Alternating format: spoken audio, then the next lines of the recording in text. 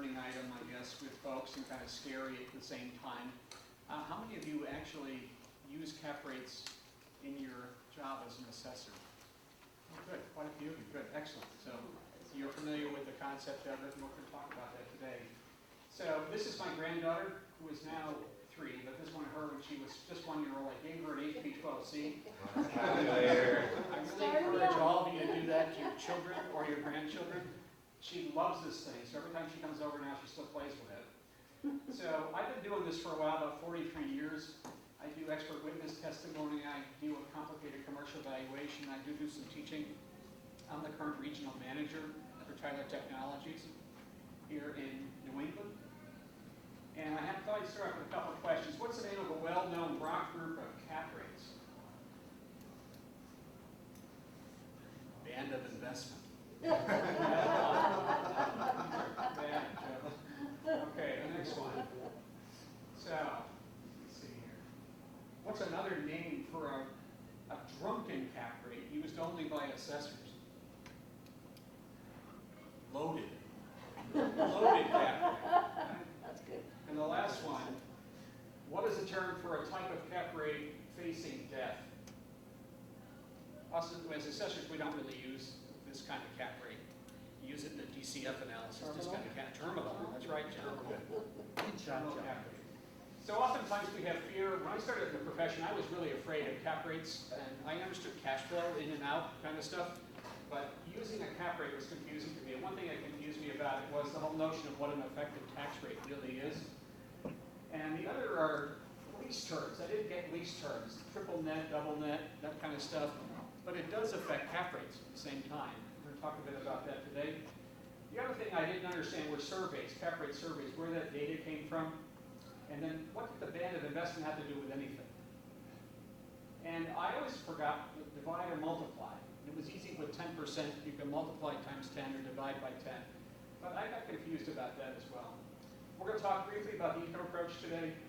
And as you know, the income approach is really the present worth of future benefits. I give you $100,000 10 years from now. What's it worth today?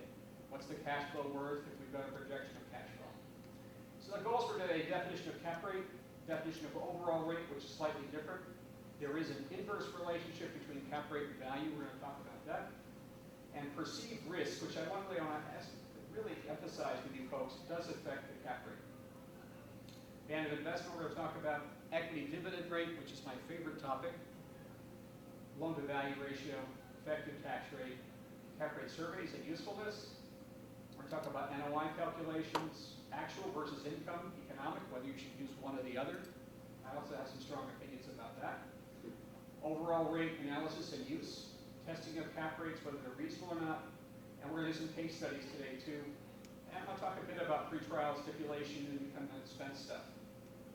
And negotiating cap rates in a trial, which is also an interesting thing to think about. So definition of a cap rate. First, we have to understand what capitalization is, the conversion of stabilized income stream into a market value or a purchase price. A cap rate is a number, that's all it is, expressed as a percentage used to convert 1 year's net operating income into a market value or purchase price for real estate. It's simply put, it's any rate used to convert income to value.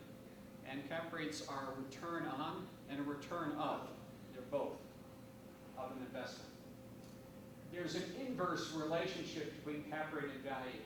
Like with the dog and the cat, you wouldn't expect that to kind of happen, but there is. So the lower the value is driven by a higher cap rate. It's not the opposite. And a lower cap rate drives a higher value. You folks have all seen this, the ERV formula, NOI, overall cap rate, value or price, the division of those coming up with value. Here's a typical cash flow sheet. This property's got a $419,000 NOI, 720 gross. It's got expenses of $300,000, 58% expense ratio. You take simply the $419,000, cap rate at 10, I come up with $4.2 million. You folks are familiar with all this. Overall rate is a slightly different term. And overall rate really refers to something that's market derived by calculating the NOI by the purchase price. So you take the $1 million purchase price, divide by the $100,000 NOI, and you get a 10% overall rate. Perceived risk we talked about earlier does affect value. A low-risk property has a low cap rate, like an apartment building. People are really into buying apartment buildings these days. Cap rates are really low for apartment building. High-risk properties, like office buildings, are going to have higher cap rates. Types of lease terms. This is another thing I got confused about when I first started the profession.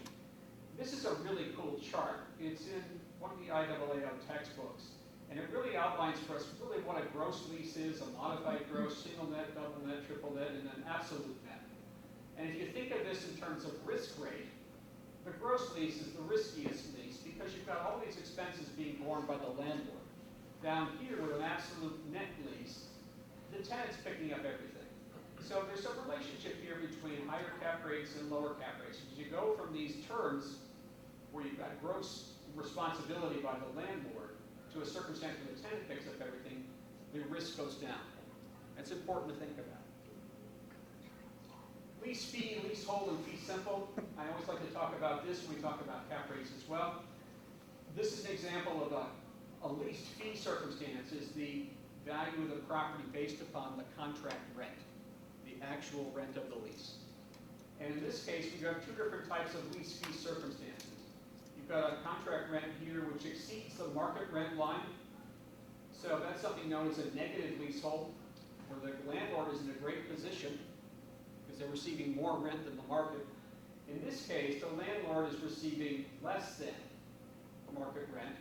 That's a positive leasehold. Fee simple, which we deal with primarily here in Vermont, is simply contract rent equals market rent.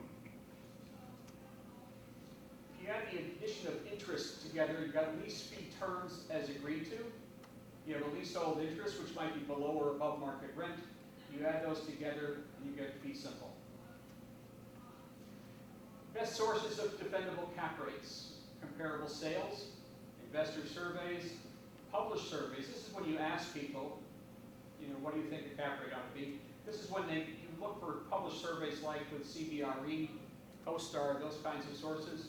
And then our friend Valente investment is another way to develop cap rates. Lower cap rates, once again, are associated with high growth markets. Higher cap rates associated with little or no growth markets. So economics and demographics certainly drive cap rate development.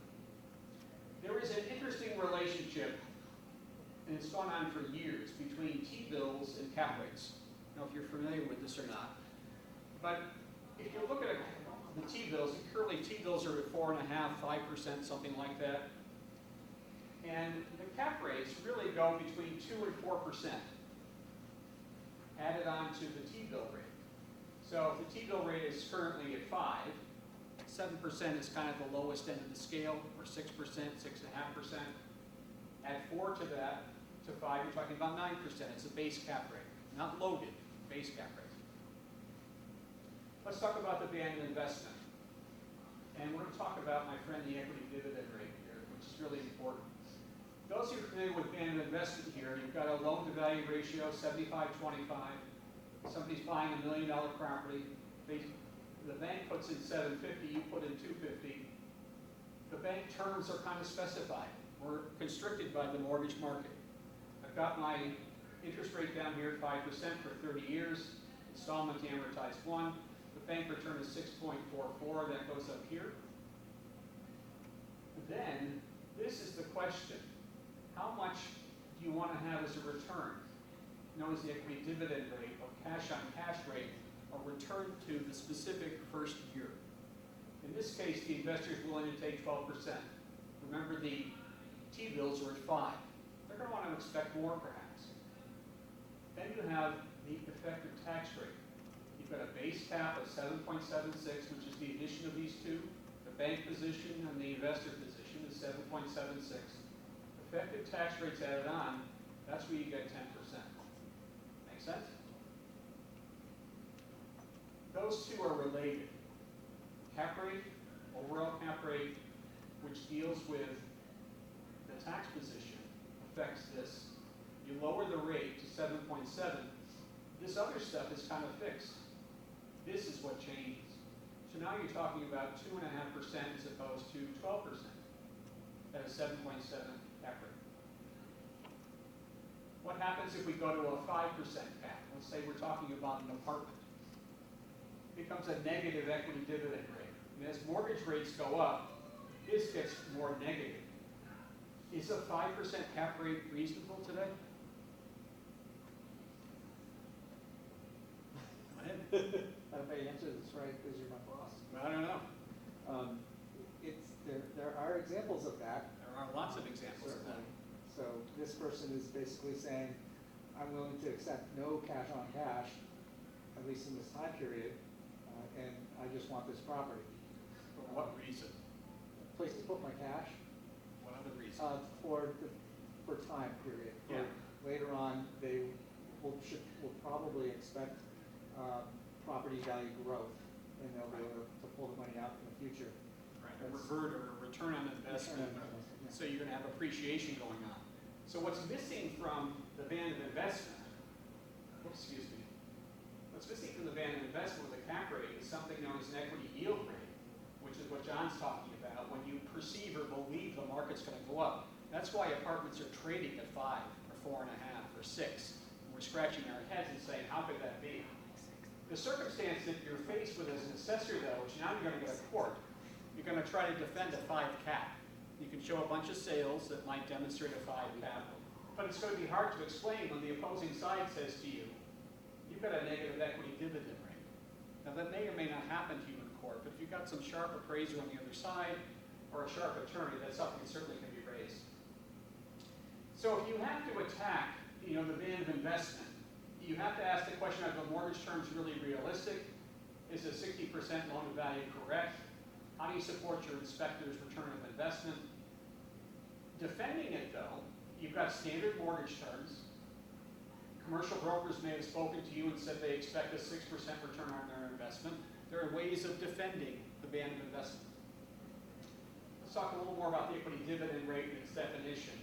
And John talked about it as the first year equity cash flow to equity investor cash on cash rate. We talked earlier about a yield rate or a discount rate. That has to do with appreciation.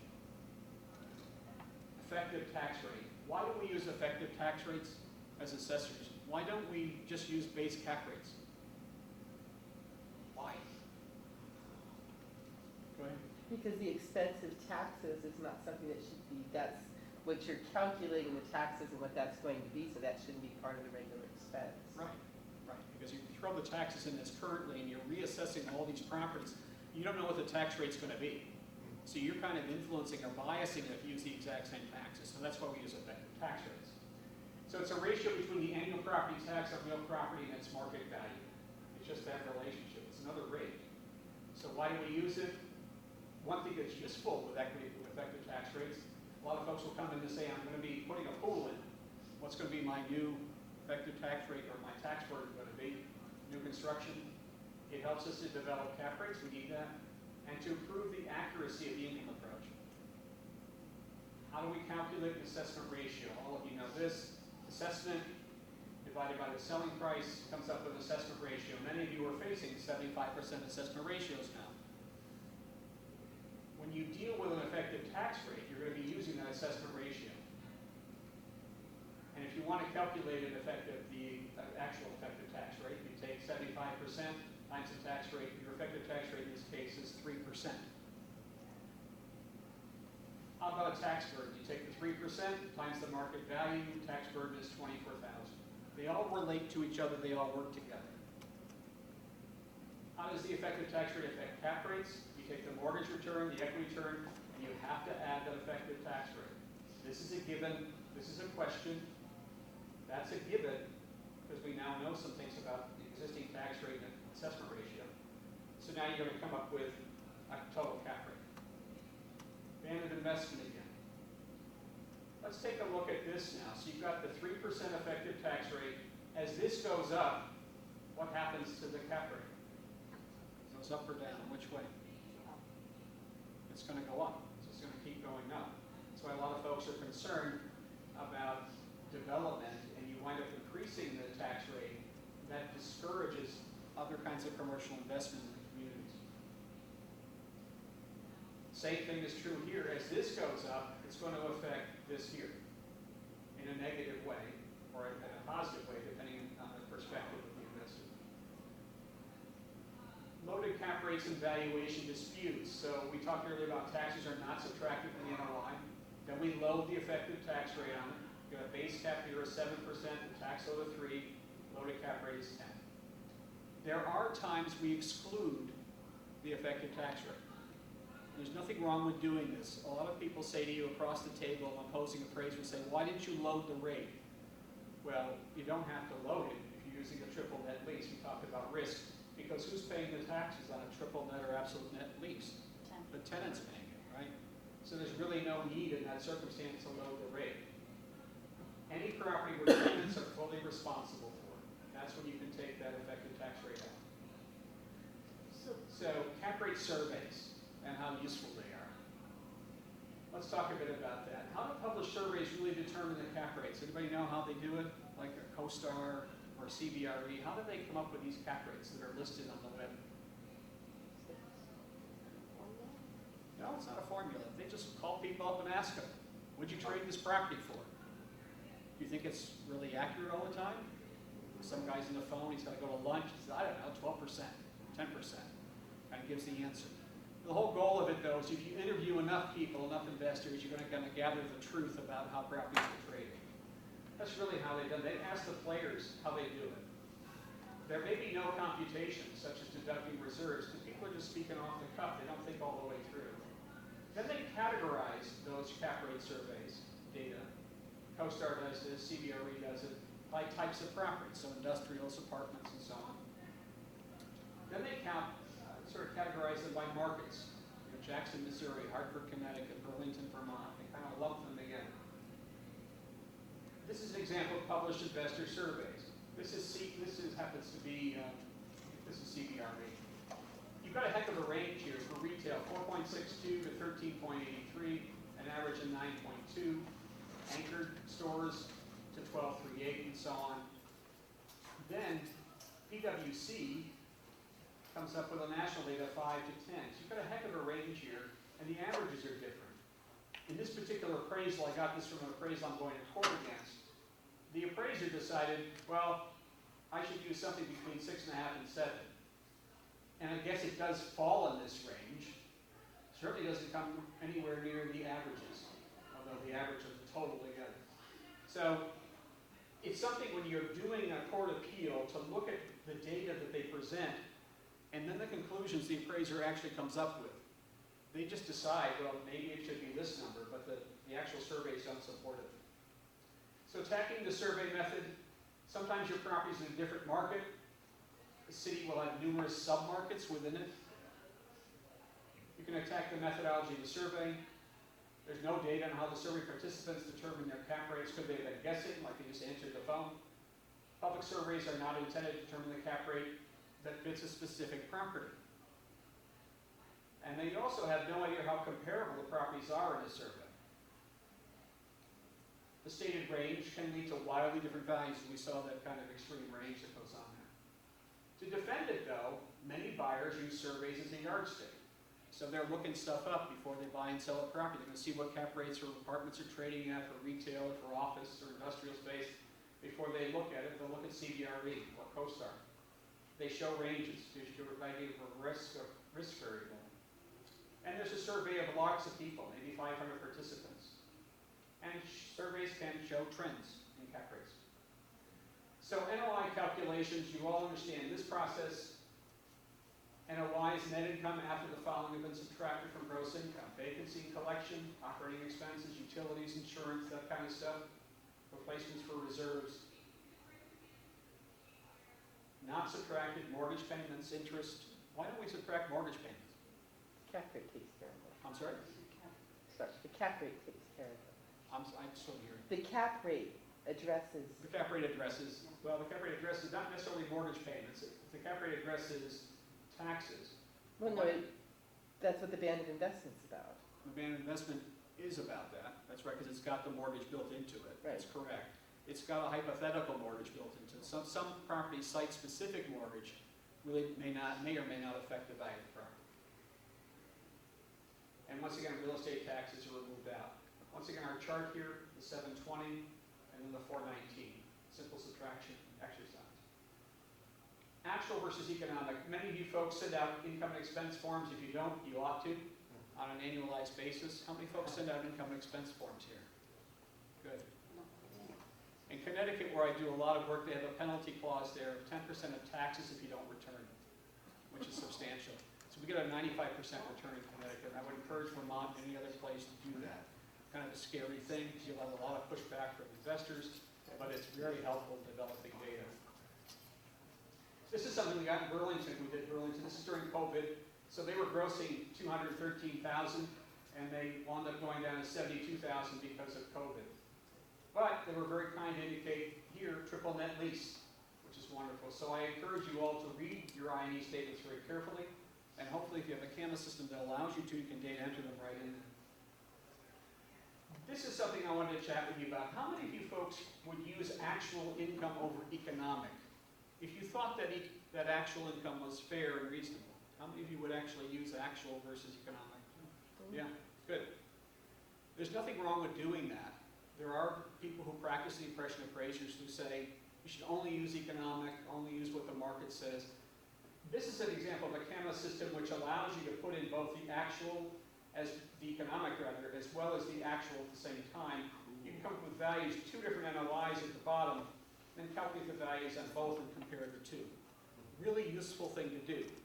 When you go to court on a property, it's easy to say to the opposing side and to the judge, we accepted their income, Your Honor. We stipulate to it. We don't question their $110,000 NOI.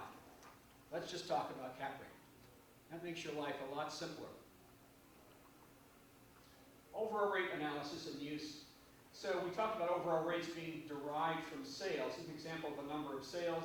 Cap rates here at 6%, 6.9, 7, 8.3. You've got a range here, 6.03 to 8.3.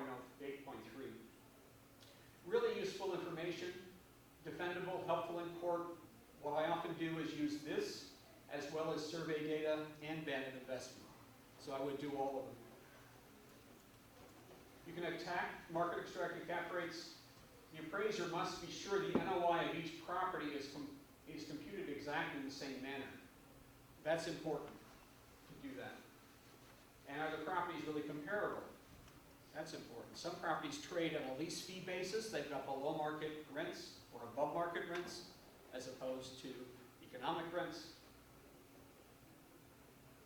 Is the NOI estimated, which it often is? Does the actual NOI reflect market parameters, rents, and expenses? Are the reserves taken out?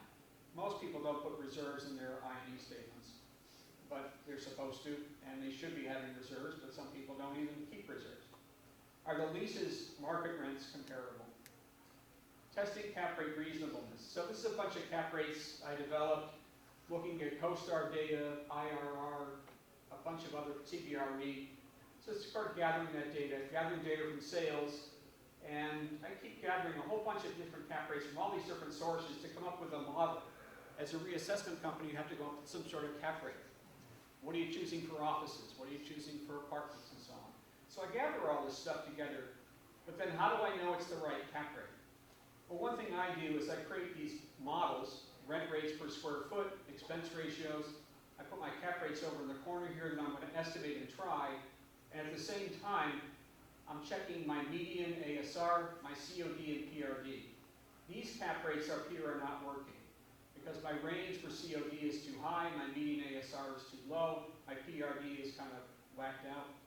So I just keep trying this process through an iterative process over and over again, and I will change the cap rates here to make it work. So in the next example, I make them a little better by changing a few cap rates here. And then we make them more like what we want them to be like, and they seem to make sense. Let's do some case studies together. So we have about 15 minutes, it's perfect. So in this circumstance, entrepreneur is suing you again. And he built a 100-unit apartment last year. You and your reval company appraised it for $30 million. Your revaluation supervisor used a 5% cap. So now what do? Your effective tax rate is 2.52. So what do you do with this? Does this look reasonable to you? It's an apartment building it's a 5 cap, 30 million, 100 units, that's $300,000 a unit. Does that make sense? Sounds reasonable? Depends on where it's at. Okay, so the question is, we don't know the income here, which is not on our example. We do know the effective tax rate. We know that we used a 5%. We know that it's going to appraise for 30 million. Let's take a look at CoStar data, see what CoStar data does. And once again, using multiple sources to gather cap rate data is useful. So CoStar does these things called 3-star, 4, and 5-star properties, which are better properties. And it kind of gives you kind of a branch here. And here's a 5% cap rate line, and so on. So it looks like it's been coming down from 2013. All of this makes sense, doesn't it? So you're on a 5, 4.5 range. So the reval company is in this range. We're missing something. Let's take a look at another survey. This is CBRE. National data, 7.15, a little higher now from CBRE. So CoStar's lower. What I have found, and if you folks have been looking at CoStar data, if you have access to it, CoStar data tends to be on a more higher end property scale because they don't survey or gather information from lower end sales. So you'll find some information like cap rates being lower than you might expect, and rent rates might be higher. But CBRE is a little more accurate. It's kind of neat to gather information from both. Here's another source, which is realty rates, another good source of information for cap rates. Now look at, they're actually higher on an average basis, but a heck of a range. It looks like that 5% is supported if that reval company came up. The appraiser, however, in this case, said it should be between 6.5 and 7.5. Let's look at our band of investment. Now this is where I'm going to move aside for a second. What's going to happen if we put a 5 in here? I may not even tell you. I gave the example earlier. This is going to go negative. So the reval company looks like they were right with the base cap at 5. If you add that effective tax rate, you're going to be more like in the 7.5 category, which match some of your surveys. So you're going to decide what to do with that. If you only have one apartment building in the town, and you're relying on a 5 cap, unless you get data from other sources, like sales and other communities, you're going to have a heck of a time trying to defend a 5 cap. But we didn't talk about yield here. That might be missing, but you have to prove that. And that's kind of difficult to prove in court and say, well, Your Honor, it's going to appreciate. How do we measure that is the question. Another case study. The shops at Levine Corner are suing you again. It's a 167,000 square foot triple net shopping center. You and your reval company are appraising for $26 million. The owner says it's worth $13 million. This is an actual case I just finished. Your reval company used a 10 cap in this circumstance for retail strip. Your effective tax rate is 2.52, much like our other ones. What do you folks do in this circumstance? Let me tell you the rest of the story. The owner didn't just say it was worth $13 million. They came in with an appraisal done by an MAI at $13 million. Your reval company, you appraised it for 26. What would you do if you had an appraisal done by an MAI? Let's say you knew the person, a really good appraiser. What would you folks do? You're sitting looking at that appraisal. Would you negotiate a settlement right away? What would be your first step? Read the appraisal. Read the appraisal. Read the appraisal. So you read through it. In this case, in this example, I'll tell you the clue to it is that this particular number was a leased fee appraisal. And the rents were below market, and they excluded some of the buildings that wound up being ground lease valuation. So you have to be careful, and John's right, read the appraisal. Here are some comparable sales that we have information on. Remember, our reval company is at 10%, the overall rate is 6, 6, 9, 8, 2, 8, 3, and so on. So the rates are a little higher based on comparable sales. Here's retail property information from CoStar. You're talking about, once again, a dip and a drop, then going up again, which occurred right after the pandemic. So now you're talking 6, 8, something like that, in the 7 range. This has an effective tax rate built into it, which makes the 10% seem like it makes sense. But do we need a 2.5 cap here? No, it's a triple net circumstance. actually, a lower cap might make more sense, which would mean the value at 26 million might be too low. You can go in that way. Okay, our last case study. The Shade Hotel is suing you. 200 rooms.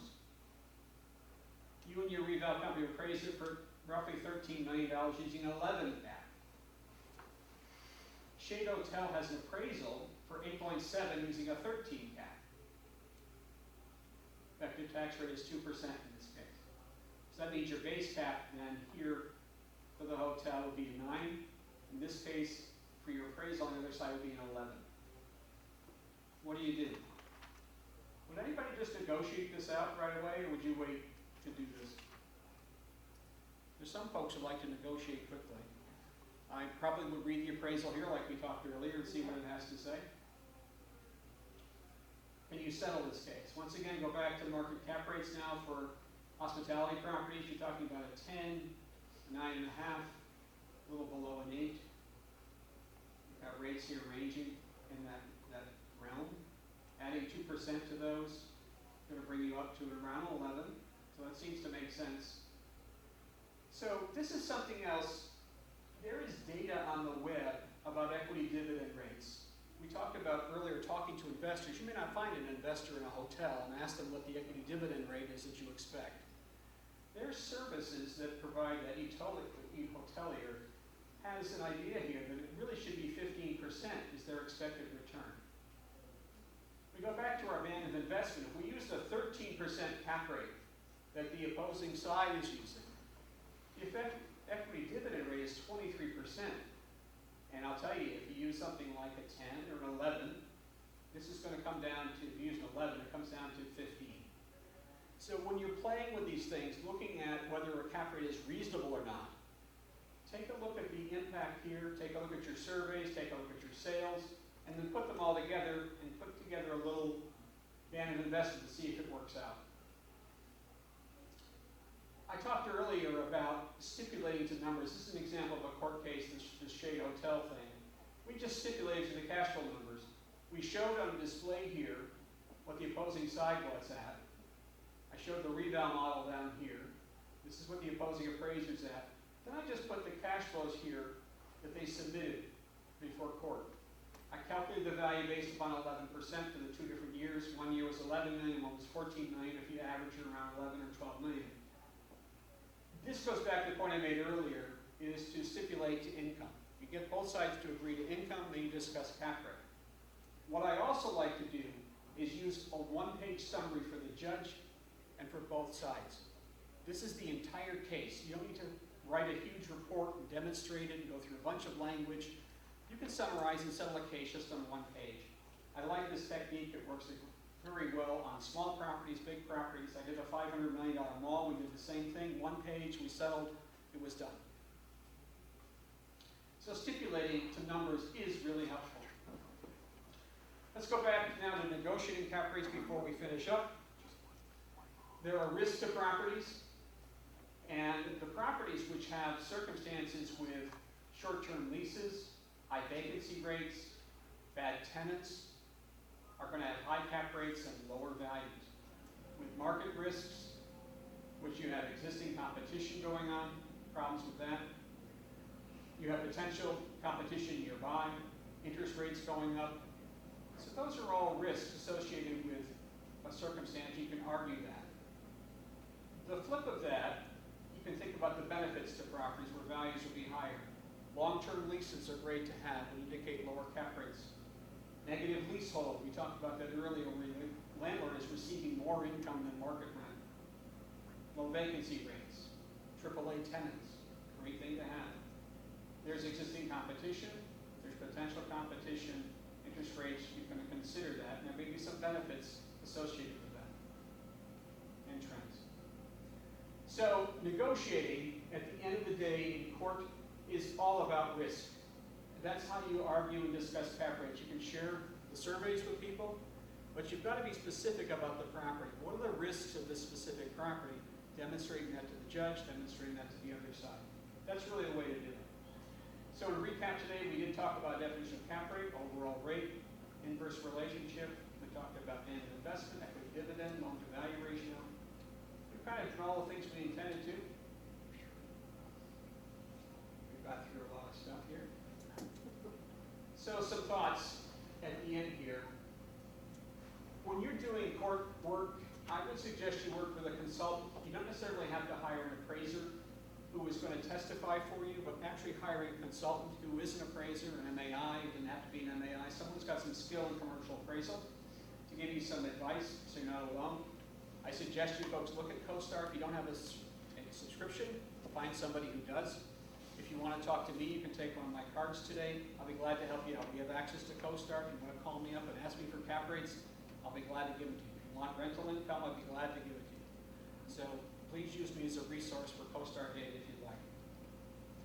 Ask questions. When you're going through those reports, just keep asking questions. Read the INE statements very carefully. Review the testing that you folks have done. Review and approve the models. And what I'm referring to here is now reassessments. When you folks are involved with reassessments, although people don't often want to get involved with commercial valuation, it's kind of centered on residential here in Vermont, you need to be involved with commercial valuation too. Have them do testing for you, sales ratio testing. Look at their models, as I showed you their models that I had earlier. How is your cap rate being justified based upon the models? Look at that range of cap rates. Sitting in on hearings is really helpful. I would encourage you to do that too as assessors. There's nothing wrong with you doing that. You have a reval company, that's fine. You folks sitting on hearings, you learn about cases that you're going to be going to court on. You're going to get tipped off. Doing stipulated agreements is also a wonderful thing to do. So during the informal hearing process, you agree on a value to avoid going to court with people. We agree at 10 million or 11 million. It's a good way to settle it. And there's nothing wrong with testifying in court. How many of you have testified in court here? Anybody? Yeah, I know you have. Yeah, good. Testifying is a wonderful thing to do. I know that there's some fear associated with it. Question everything, learn something. All right, any questions? We have about 5 minutes. I have one. Yeah. So if we're calculating fair market value, how often would you be able to prove that that people are looking for that negative equity stake and say that that's the market? How would you, unless you had strong sales showing? Right. You'd have to have strong sales data to show you, maybe back up from. That would be a hard. It's a hard sell. Okay. So what would you do in that circumstance? You may want to look at the expenses in the property. You may want to look at the income to see if it's accurate. Really focus on those two areas if you can't flex your cap rate in an area of positive growth. Yeah. I think that would just be a. Yeah. We had an exact example of that in West Rutland, and we'll see, it's just getting a decision at the BCA level, so we may go to court. Yeah. It's a Walgreens in West Rutland. Oh.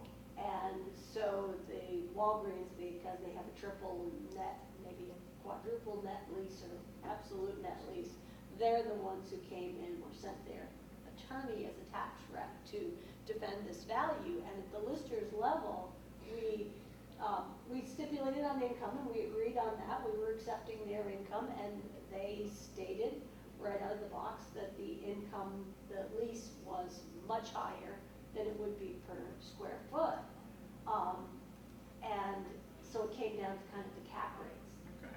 But we also have a number of sales of those that have happened in the area, and part of that may have been something to do with Walgreens getting the monopoly where they bought all the Rite Aids out.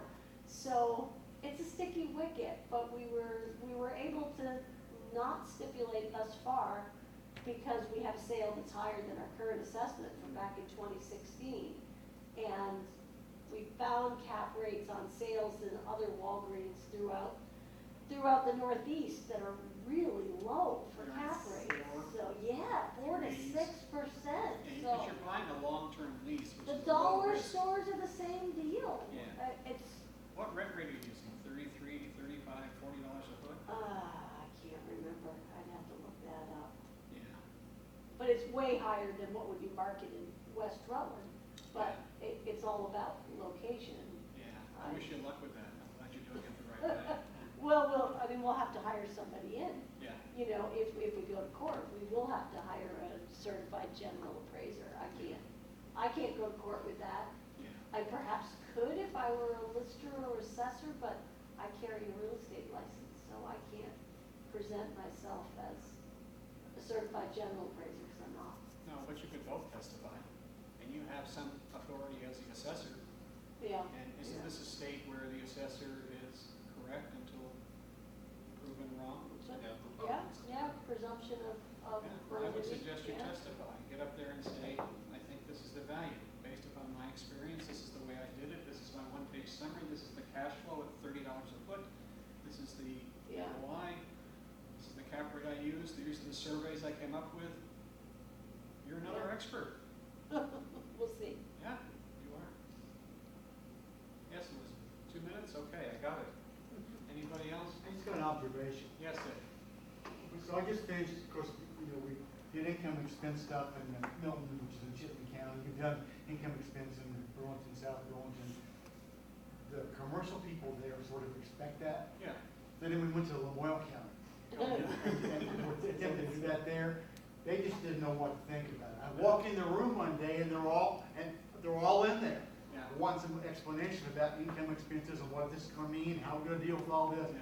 So it depends on what we're working at in terms of what the expectation is and how tolerant they are of getting it. Yeah. It's an education process, really. Yeah. I have one more quick question. Yeah. if you have a sec.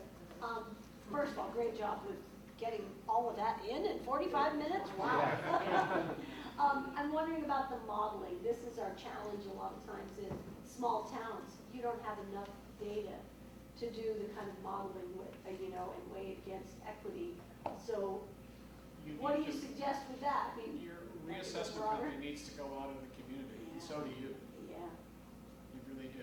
yeah, Look at national stuff, look at county stuff, and then go out and talk to your assessors and ask them, do you have any sales of retail strip shopping centers that are 120,000 square feet? You may only have one in your community or a 10,000 square foot industrial or whatever.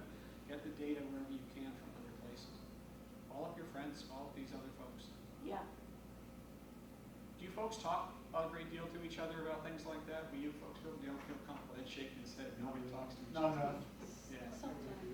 Yeah. It's really a good thing to do if you can kind of, and that's why something like this is helpful to kind of network and get to know each other. Now you're facing the same problem, so you heard about this Walgreens case. Somebody else facing it could find out information on that. Yeah, John? I'll just add 2 cents to that. I think having relationships with some of the commercial brokers is incredibly important. And they had some intel on a lot of what goes on. Yeah. And especially being a really good friend with 1 or 2, I think pays. Yeah. Sure. Sure. And take notes about what they're saying, put their name down, use them in court. I spoke to John Smith, and he said the cap rate ought to be this. Or I spoke to Melissa, and she said the cap rate ought to be this. Or the return on investment should be 15%. Nothing wrong with doing that. Judges kind of like that stuff. It's anecdotal, it's home-based, it's local. It makes sense to do that. More reasonable and rational than some survey from California. Sometimes. Anything else? Thank you. Wonderful. Thank you.